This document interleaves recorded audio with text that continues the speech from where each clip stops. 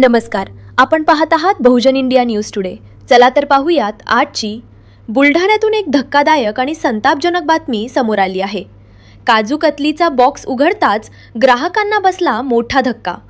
मिठाईवर बुरशीचा थर आणि त्यामध्ये चक्क जिवंत अळ्या वळवळताना आढळल्याचा प्रकार समोर आला आहे।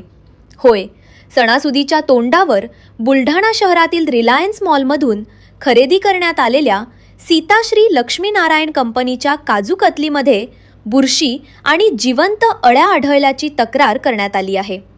ग्राहकाने काजू कतलीचा बॉक्स उघडला आणि मिठाईची अवस्था पाहून अक्षरशः धक्काच बसला।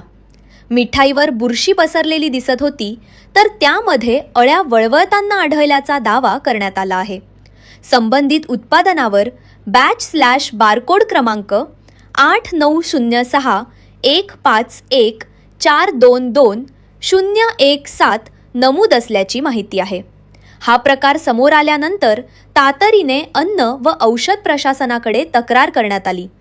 तक्रारीची गंभीर दखल घेत अन्न सुरक्षा अधिकारी जी.के. वसावे यांच्या नेतृत्वाखाली FDA बुलढाणा पथकाने संबंधित ठिकाणी धडक देत तपासणी सुरू केली। पथकाकडून संबंधित उत्पादन तसेच उपलब्ध साठ्याची तपासणी करण्यात येत असल्याची माहिती आहे। मात्र या घटनेमुळे अनेक गंभीर प्रश्न उपस्थित झाले आहेत। ही काजू कतली किती दिवसांपासून विक्रीसाठी ठेवण्यात आली होती? अशाच प्रकारचे आणखी किती बॉक्स ग्राहकांच्या घरापर्यंत पोहोचले आहेत? मिठाईची साठवणूक योग्य पद्धतीने करण्यात आली होती का? उत्पादनाची गुणवत्ता, पॅकिंग आणि कालबाह्यता नियमांचे पालन झाले होते का? आता या सर्व प्रश्नांची उत्तरे FDAच्या तपासणीतून समोर येणार आहेत।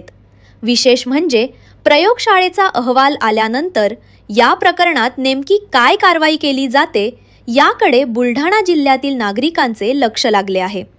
सणासुदीच्या काळात ग्राहकांनी मिठाई खरेदी करताना उत्पादनाची पॅकिंग, उत्पादन तारीख, कालबाह्यता तारीख आणि साठवणुकीची स्थिती तपासणे अत्यंत महत्त्वाचे ठरणार आहे। तर या धक्कादायक प्रकरणात संबंधितांवर काय कारवाई होते? FDAच्या तपासणीत आणखी काय समोर येते याकडे आता सर्वांचे लक्ष लागले आहे। बुलढाणा जिल्हा प्रतिनिधी उमेश मेढे अशाच महत्त्वाच्या आणि जनहिताच्या बातम्यांसाठी पाहत रहा बहुजन इंडिया न्यूज टुडे, सर्वसामान्य जनतेचा बुलंद आवाज।